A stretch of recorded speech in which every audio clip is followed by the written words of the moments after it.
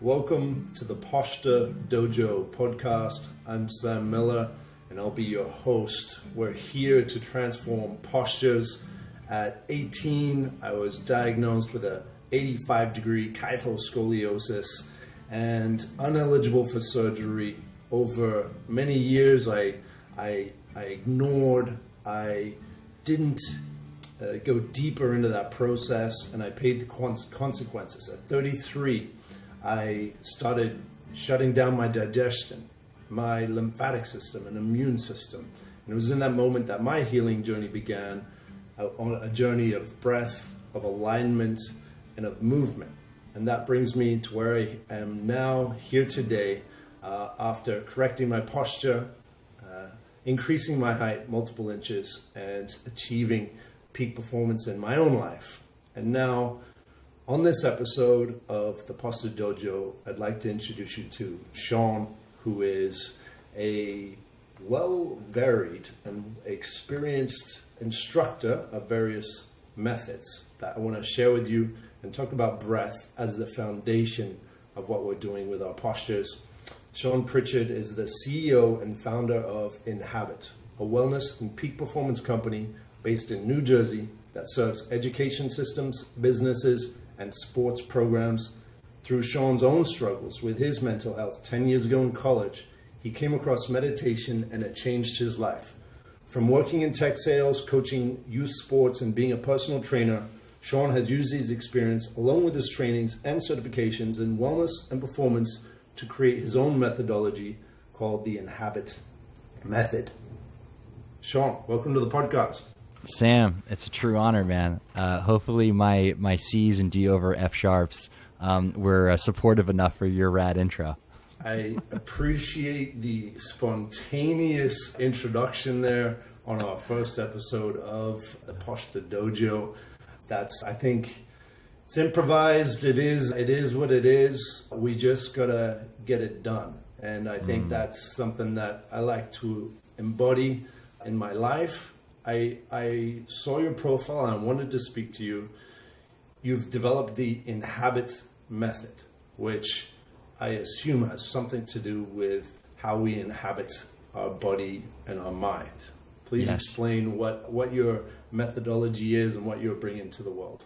Yeah, absolutely, Sam. And thanks again for having me on, buddy. I really appreciate it. And it's interesting, dude, because your story, the work that you do and how you support people came from your own suffering, right? From your own pain, your own struggles with scoliosis. And similar, my story and my mission has come from my own pain as well. So I struggled with depression and anxiety, and I went very deep, not only onto the physical sides of illness, but also into the mental sides and what you're doing on a daily basis, the habits that you have, the mindsets that you have, the stories that you tell yourself, your self-awareness, and all of those things culminate to our health. And so while I was in college, I was actually playing soccer in school when I was originally struggling with some mental challenges. I realized that the breath and meditation are so critical. It's so funny, man. And you probably know this with a lot of your work as well. If you want to understand something, rewind a few thousand years and you'll probably find a lot of answers. I think it was, maybe his name's, is it David Hancock? He talks about how we're a species with amnesia. Like we forget a lot of these truths. And so a lot of the work that I'm doing with the Habit Method is helping both, whether it's everyone from business executives to professional athletes to teachers and students, be able to use breathwork, mindfulness, things like visualization and goal setting, and other types of mindset training as a way to help them not only elevate their performance and be able to perform when it matters most, like I work with folks that are even MMA, like professional MMA fighters, but also just their general wellness and quality of life. And the foundation of that, in which, for your first episode, breathe your higher self, is the breath. I'm very keen on teaching as many people as I can how to properly breathe, because I truthfully believe that this is one of the missing links in our public health. So we take over 20,000 breaths a day, so critical to every cell, every function, our spinal stability, everything. And the vast majority of us, brother, are breathing from a dysregulated standpoint. So when I wake up every day and I open my eyes, I have purpose and I have just power inside of me and a reason to go out and help people, because the breath, truthfully, man, is the foundation of so many things. Beautiful.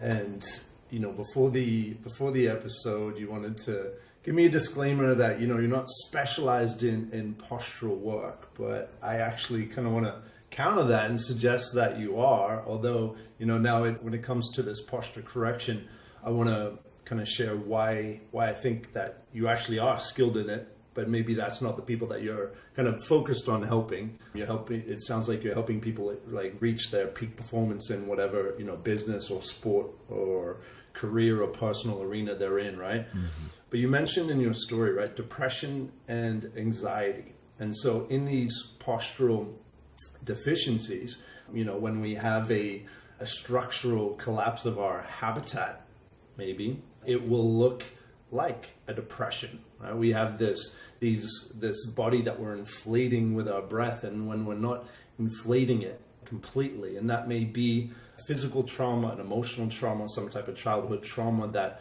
leads to this collapse, and it's often on the left side. There's theories that it's the collapse of the masculine or the feminine in through the parents. It can be through more of a physical thing. In my case, it was a near drowning accident that kind of cranked my leg in a river and jarred up my hips, and that lack of movement combined with, I guess, all of this kind of social anxiety stuff that we go through as we're trying to navigate the world, and we're all kind of just like this. Adding to that, I locked up the system. So my brain and spinal cord were tensed and locked up at the pelvis throughout my teenage growth spurt years, which caused this warping of the spine, because the vertebrae continued to grow, but I had a spinal cord that was locked up, and it created quite this kind of corkscrew warping. And in this, over the past 4 or 5 years, I've done a lot of different methodologies. I've combined all of them. The rotational angular breathing from the Schroth method is where we're starting to target our breath into our rib cage to basically derotate the curve that's happened, because the scoliosis is often a derotation of the rib cage block. It's about understanding the spine from the shoulder block, the rib cage block, and the pelvis block, and then using your breath on the inside as you create the space and the conditions externally with gymnastics or movements or positions to allow that corrective derotation to happen. So we're basically kind of activating that surgeon's hand we have inside of us with the breath to get that derotation of the rib block and correct as we go through there. So that skill has been helpful with the breath, but what I'm diving deeper into right now in my own process, and with a particular theory in the 70s by Dr. Roth, who identified that the scoliotic shape of the spine is coming from this tensed nervous system, which is not allowing the vertebrae to extend and grow and elongate completely. And physically, it makes so much sense to me. In my own experience, it's making so much sense to me. And this idea that by relaxing the nervous system, allowing that spinal cord to let go, to release, and that might be combined with physical movement to help those years of chronic tension be released. But I'm experiencing profound alignment and correction through just that, by trying less, by calming that nervous system, and often that's done through the breath, right?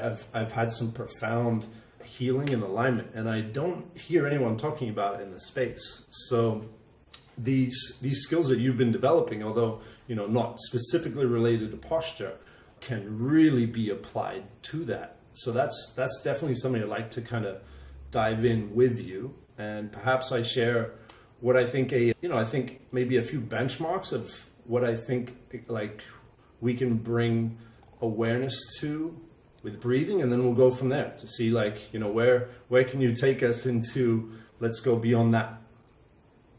So in terms of a benchmark awareness of our breath in general, we're breathing through our nose, we're breathing slower, we're taking less breaths, maybe I think 10 seconds for a complete breath, so 6 breaths a minute is a good idea to slow down our breaths. We're breathing deeper, we're breathing not just into our belly so that our belly is going in and out, but we're really breathing in this 360 degree expansion as low down as we can, so we can actually start kind of feeling our breath in our lower back a little bit. We're breathing slow and we're breathing through our nose. I mean, I think that's a good kind of benchmark breath. At least that's kind of what when I become aware of my breath, I kind of check those things to make sure I'm kind of going in that direction. Is that on point? What would you add to that? What would you take away from that? Yeah, so I'm really glad we're talking about this, because there's one component of breath work that folks typically overlook, and that is the value of actually light breathing. And a lot of this work comes from Patrick McEwen. Have you heard of him before? So he wrote the book Oxygen, The Oxygen Advantage. He was one of the key partners in the book Breath with James Nestor. He's been in the breathwork space for about 25 or 30 years. He had really bad depression in the late 80s, early 90s, and then he realized that a lot of it was rooted in his breathing. So he's somebody that I've done his programming, I really look up to. And one of the things that he talks about, Sam, is that deep breaths, one of the things that people do is that they take in too much air, actually. And now, just to separate these two things for a second. So when you're taking those very deep breaths, especially what it sounds like too, when you are adding in things like angular rotational breathing, where you're really trying to expand all capacities, that's like a breathwork focused session on that. But for the typical, let's look at the habitual resting breathing pattern. Most humans have an oxygen saturation of around 95 to 99%. So we actually don't need more oxygen. What we actually need is better oxygen delivery into the cells. And this transpires through something called the Bohr effect. So one of the things that he talks about, and I've integrated into my programming as well, is the value of light breathing. And this is really focused on carbon dioxide. And it's interesting because, for many, many years, people thought that carbon dioxide was this waste gas. You bring in the good stuff and you exhale the bad stuff. Well, what happens is, especially when you look at people that are highly stressed, looking at people that are obese, people that have poor diets, they actually are over breathing. So they're taking in as much as 300% more air than they actually need. So one of the things that I help people to rewire is to train themselves to breathe on a lighter level. So the simple exercise of putting your finger below your nose, starting to feel what that air looks like, drawing in, feeling that coming into the body, and then cutting it perpetually by 50% until you can barely feel it. And Chris Pei, a Qigong and Tai Chi master, he talks about the 3 levels of breathing, which I really like. So the first level is, can you breathe so lightly that the people around you don't hear you breathe? So that's level 1. So the second level is, can you breathe so lightly that you yourself don't hear yourself breathe? And then the third level is, can you breathe so lightly and so softly that you can barely feel yourself breathe? So that's the final level of that type of light breathing. And now this is training us to breathe as light as possible, because what that's doing, again, Sam, is that efficiency gain that you get with more oxygen going into the cells. That's critical, because what happens is, what the Bohr effect tells us is that at higher levels of concentration of CO2, more oxygen can go into the cells. So the better that you can train the body to breathe at a lighter level, knowing that your breathing pattern is actually hardwired into your brain and nervous system, that being able to switch that from taking these very deep, big breaths to breathing lighter is critical for your stress levels, for your sleep, for even your overall movement too, because you're going to have better oxygenation of the cells. I love how esoterically congruent this is. Like, this is making sense at like a profoundly deep level. It brought up a couple ideas. One of them, resistance creates resistance. If you're trying to breathe hard into an area, trying in itself is intending, your intention. And so this idea of light breathing, especially when it comes to these postural collapses, which create much more dense, tight part of the body, our natural breath, without intention, the breath seems to go in the path of least resistance in the body. So if throughout our teenage years we develop, a tightness or a collapse on one side, our rib cage kind of closes on one side and it expands on the other. So the breath just ends up kind of following that river, just like a river would, like a stream of water would follow, the same path down the sand, right, or through the dirt. The river just kind of goes to where the path of least resistance is, and it seems like the breath operates the same way in the body. And when it comes to correcting the posture, and in particular the Schroth method, we're inflating the lungs and the rib cage in areas that we haven't inflated for many years because the breath hasn't been going there. And the way in is something that I like to call more of an infiltration. We're not. If we go in with force, we create this opposing force as well. And so it's really valuable what you've just shared there with the light breathing, because that is the way in. And it brought up a idea that's been kind of resonating, which is the universe doesn't want you to try harder. It just, the answer is accepting. The answer is always accepting. Resistance creates more resistance. Force creates an opposing force. The way in is allowing. Yes. So how, and it feels like work when you're breathing into these new areas and you're trying. It's like, it's hard. It's uncomfortable. We haven't done it before. It feels impossible. So how can we allow? Talk to me about that allowing of that light breath. And I think it comes from a familiarity of beginning to master your breath. Just from I always recommend people lie down that are new to breath work, putting one hand on their chest and one hand on their belly, and just starting to take those slow, light nasal breaths and feeling the diaphragm expand and be activated, and the belly expand rather, and the diaphragm be activated, and keeping that hand on your chest as still as you can, because the vast majority of people, Sam, like I mentioned, breathe from a dysregulated standpoint. So they're already with their breath being like, I don't even know whether it's through the nose, through the mouth.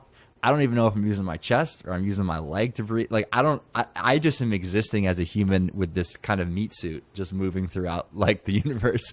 And the breath is just part of it. But we know how critical the breath is to master for all of these things, whether we're talking about performance, from a sports standpoint, we're talking about stretching and mobility and opening up the body. We're talking about self-awareness and visualization, mindset things. So it's like the breath is so foundational. So what I first start with people on the concept of just letting go and surrendering, which I love the way you articulated that, is first taking some time, even for 3 to 5 minutes, of lying down. And I have a video that I can actually share with your audience. It's a 7-minute video that's on slow, light nasal breathing with using the diaphragm, just as a baseline. Because once you start with that, you can actually feel where the breath is being derived from, and you're like, I see. Okay, so I feel my belly rising. I feel that the breath isn't being driven from the chest, because what science tells us is that most people, one, they breathe through the mouth. And then 2, they breathe using the secondary muscles, breathing muscles, which is the upper chest, the shoulders, and the neck. And then they also take in too much air. So what's happening? So what this does is, especially with that mouth and secondary muscle activation, it tells the sympathetic nervous system, it's party time. Let's go. We want adrenaline. We want cortisol. We want stress. And the vast majority of people, Sam, are living in a low to high buzz of stress, having some type of sympathetic overdrive, and they're not even feeling that breath of where it's being derived from. So just bringing this back to your original point, if we're able to first start to feel the breath at a fundamental level in using the diaphragm, coming in through the nose, just having some breath awareness, when we get into these stretches, when we get into some of these mobility exercises, there is that ability to focus and feel the breath like a river flowing, through the body and where it's landing. Beautiful. So that's an amazing first step for someone who wants to deepen their connection with their breath and start harnessing the innate power, the healing ability, the central nervous system regulation, all this good stuff, this laundry list of great stuff that comes from the breath. Great first step. I was just saying, lie down, hand in the chest, hand in the diaphragm, light nasal breathing, connect with those, just that basic operation. Yes. And like you said, brother, 5 seconds in and out is I think as a baseline. I typically, what I'll do is I'll start with people at 4 in, 4 out, and then go to 5 and work up from there. I actually developed my own breathwork technique called the Habit Breathwork Technique, which has at the higher levels doing one breath a minute, 30 seconds in and out. Very, very slow, light nasal breathing. And I actually created the methodology by studying the animal kingdom. And if you look at life expectancy as it relates to the amount of breaths, like a mouse versus a whale, fascinating data there. Zoologists and pulmonologists theorize that breath actually has a very large impact on our metabolism. And so that's what I'm trying to do for the people is to help them to breathe slower, lighter, using the nose, so that people can live not only ideally longer, but have better quality of life. Beautiful. That is, if you want a long quality life, take long quality breaths. Yes, right? Dude. So in postural deficiencies, scoliosis, kyphosis, imbalances higher up, whether it's forward neck, whatever it may be, our feet and our glutes can get put out of a job because we're twisted. So we kind of start tensioning maybe in our lower backs or our hamstrings to hold ourselves up. Add to that, this need to look good. Whether we're going to the pool or the beach, and we want to suck in our belly, right? Because we don't want to show our belly, and that creates, it's a useful kind of core activation pose, but we hold it a lot. And I personally had to kind of work through that when I started becoming aware of this diaphragmatic breathing. I realized I had a bunch of tension in my belly, part because of this posture, just part holding the belly in. My neutral or my default state was really dense and really kind of tightened up in that area. And so I've had to really retrain my mind and my breath to adopt that Buddha belly, that relaxed kind of diaphragmatic breathing.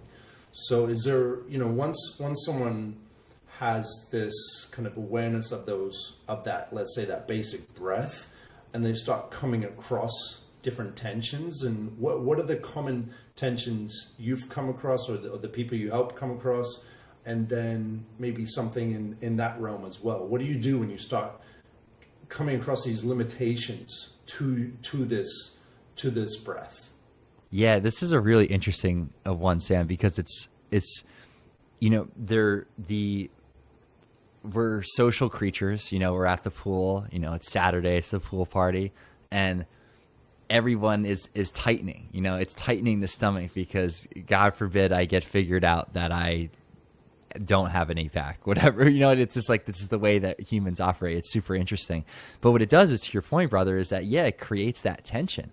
It creates that tension, and the body feels that. Every single cell feels that. It feels that bit of, whether it's insecurity or lack of worth Maybe there's something deeper there that is radiated throughout the body. So when I start working with people, I have them, and sometimes I'm working with, like, candidly, I'm working with like high school girls that, like, I maybe have like image, like they're focusing on their image, and getting them just to relax the belly and to know that around each other and we're in a safe space, and that's okay. So there's like a little bit of a shift of, like, society says that we must be tight and have self-worth because we need abs to be cool or whatever. And then it's like, no, we have to actually deconstruct that because we're all breathing incorrectly. And one of the things that I like to do is I love using just a simple cat-cow motion of with the breath, of being able to, as you inhale, rounding the spine, and then as you exhale, really dropping the belly and creating that flow and tension. And I also love adding in, which is really interesting with the body, is that if you go from the deep squat position and you breathe, the breath cannot be driven from the chest. It can only be driven from the diaphragm, which is really interesting. So when I spend not a lot of my day, but I'm constantly going down to the deep squat position. I had very tight hips and back issues for a long time. And when I went through my mobility course, I really learned about the value of some of these more animalistic primal moves, hanging, squatting, just getting back to basics. And what I saw with my mobility was incredible. So with the breathing side, just having people, and granted, everybody has their own where they're at in their own mobility journey. But if you do have access to a deep squat or a slight variation of the deep squat, going down there and just doing some slow, light nasal breaths and really feeling the belly expand. I find that because you don't need to use your hands, you can just close your eyes. It's so rad. You can just feel the belly expanding, feel that diaphragmatic activation. And then also with the cat-cow motion too is helpful. Love it. Yeah, and we always have the deep squat, right? There's no excuse to avoid that one. We can do that anywhere. If you're waiting in line, you can be that guy. And especially if you're spending time on the phone, when we have the phone, it's such a mobile device. It's actually a mobile. So, the deep squat is a great one to get into if we're going to be on the phone. It also allows us to kind of hold the phone at a better height for that head to create a more aligned posture as well. Mm-hmm. So yes, I also love the deep squat, integrating that as much as possible. In the scoliosis community, there's a lot of don't do these kind of cat-cow or hyperextension or hyperflexion because it's already compromised. Personally, I think they're not something we want to be going into, like try to push our limits and push ourselves into this new ranges of motion. We're not trying to kind of push ourselves in those directions, but I do believe it is very valuable to feel those ranges of motion. And, combining, as you were saying, the breath with that motion into those ranges of motion. It's not needing to, overdo it and over push it, but feeling that we have that kind of flexion and extension is something that I think a lot of people with scoliosis are being they're told not to do it, so they never do it, and they never feel that extension or flexion in the spine. And that I think if we don't use it, we lose it. And I've noticed that in my own body, places that I didn't go. I just thought I'm just not good at, I just don't have hip flexibility, so I never tried to really kind of go into that range of motion with my hips, and that just over years compounded more and more tension in those areas. So when it comes to cat-cow, I do believe it's worth doing and feeling and understanding. We're not trying to push or overdo. We're just going in there and feeling, okay, what happens when I relax and feel that flexion and extension as I move between the two.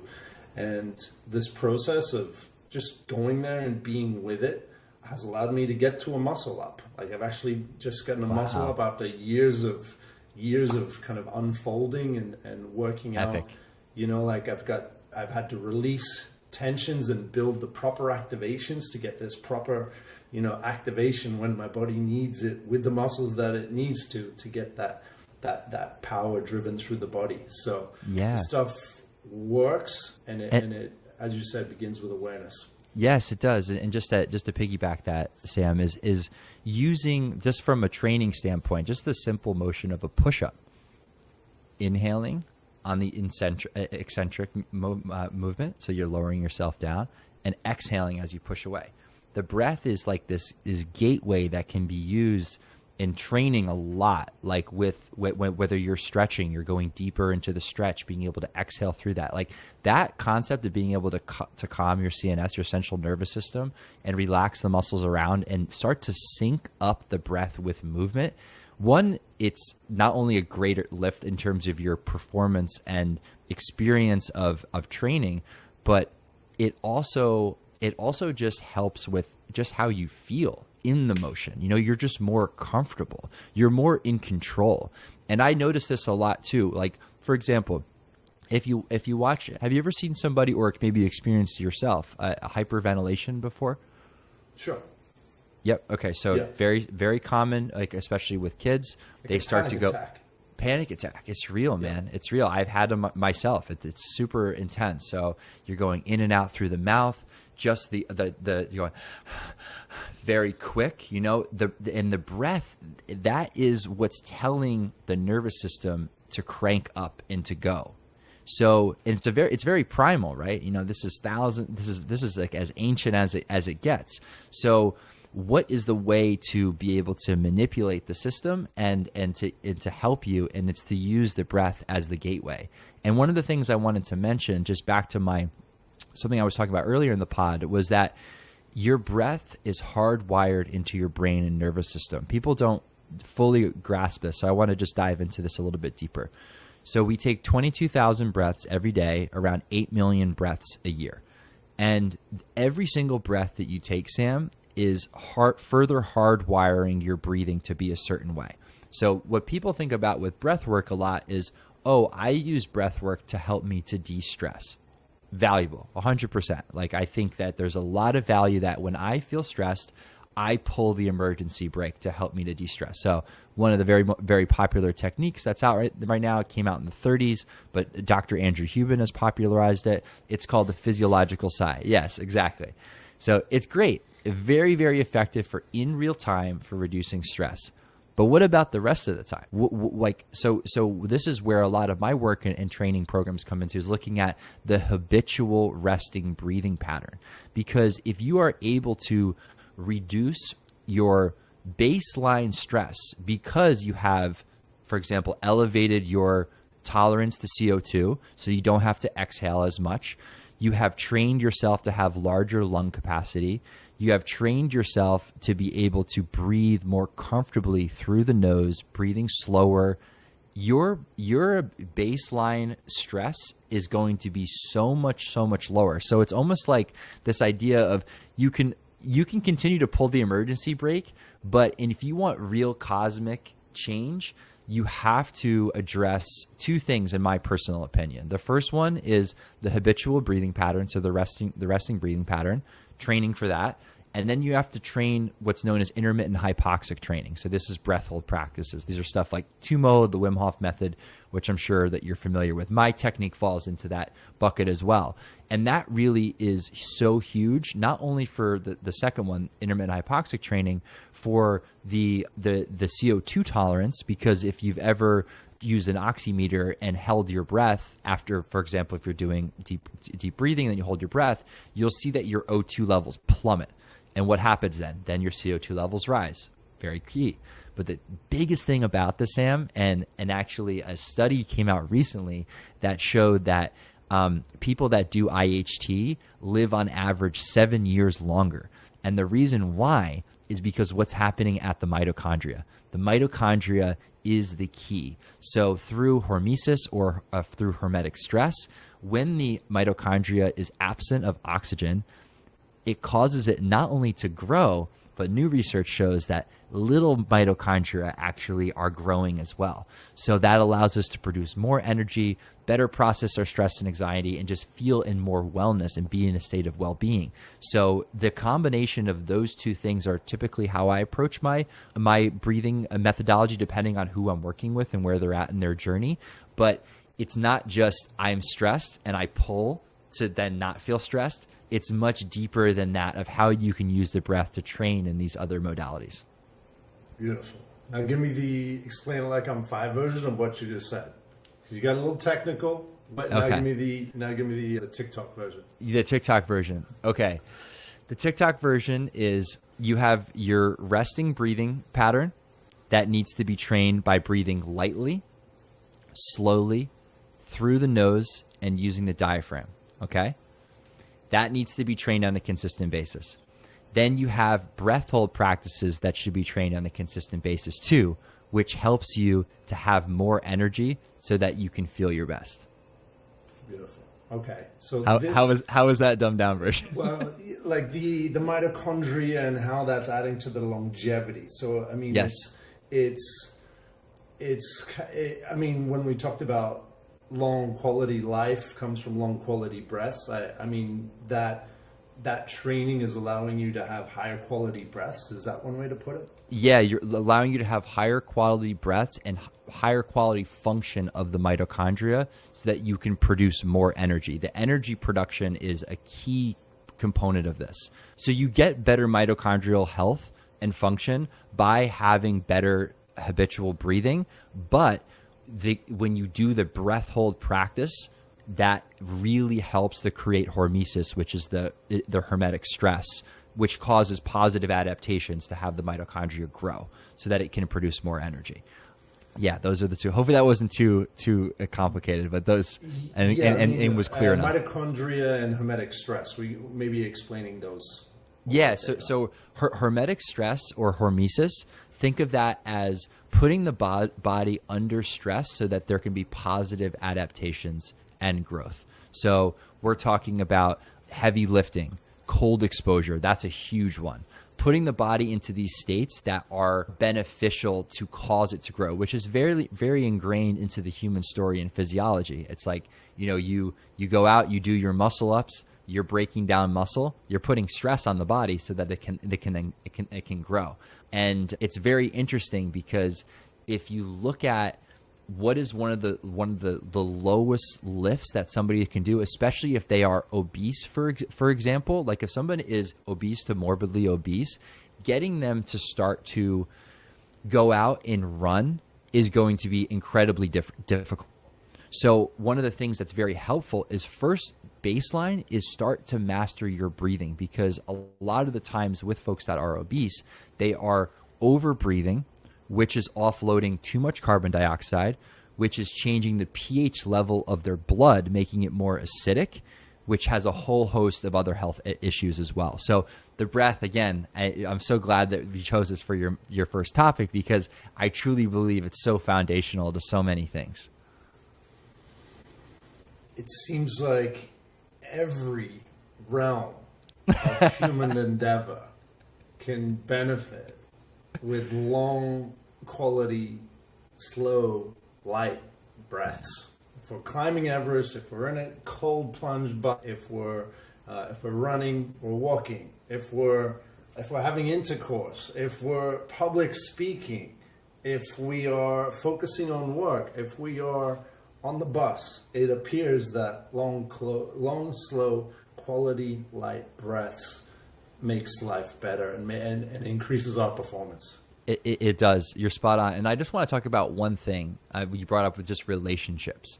It's very interesting. So I have a partner, a girlfriend that lives up in Boston, and one of the things that we do, not even just on not looking at the intercourse side, but just as a way to connect. Like if we have a day, we work, we're stressed, we're come back together, and being able to have your partner and lay with them and sync your breathing 5 seconds in and out, whether that person's laying on top of you and your diaphragms are flushed, or even just side by side. There is nothing in my experience of being in relationships and looking at whether you go out, you have a glass of wine, you go on a walk together. There is nothing in my personal experience, and I may be biased because breath is my practice, that helps me to connect with my partner and down regulate our mutual nervous systems and align our energies faster than doing 2 to 3 minutes of this type of breathing together. It's so, so powerful. So for folks listening to this, with your partner, take some time, one on your own, first to practice a little bit of your breathing, and then coming together and sync your breathing and see how in moments of when you start to fight, there's tension, you're feeling a little bit uneasy, finance stuff, life is just intense.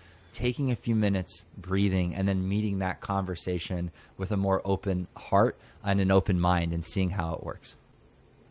That is the key to a happy, healthy relationship, I think, is delaying that instinctual reaction by creating this barrier with the breath. So, if you're running a marathon, great, that slow breathing is going to help. But when something in a relationship, which is very personal, very intimate, very, very deep, and that is going to potentially trigger a reaction, the breath really is that key to creating that space, that calm, that peace, to allow that reaction to pass and perhaps choose a better reaction, which is going to create a healthier and happier relationship as well. Spot on, man.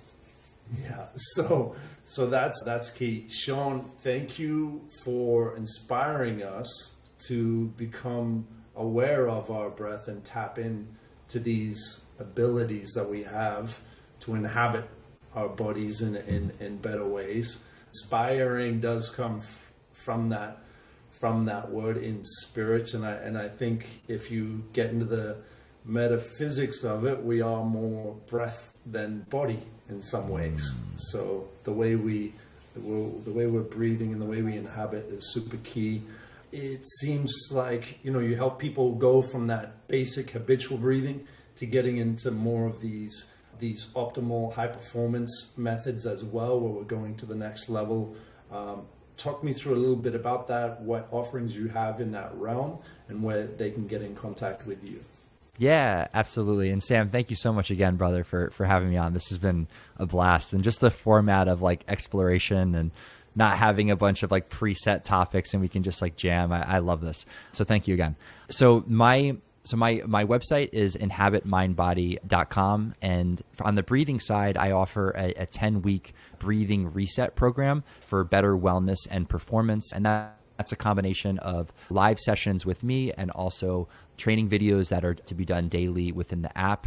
And the main thing is that if you're looking for better sleep, lower stress and anxiety, better energy levels, reach out to me. I would love to see if I can help you. And then there are also areas that I help folks in on the business side. If you have a team that are interested in wellness, whether workshops or programs to help with employee wellness, that's a big area of focus of mine. And just a whole host of other areas in the education space too, helping teachers and students. So just reach out to me, connect with me on Instagram. I'm always down to just have conversations around all things wellness and performance. This is my passion and I love connecting with people.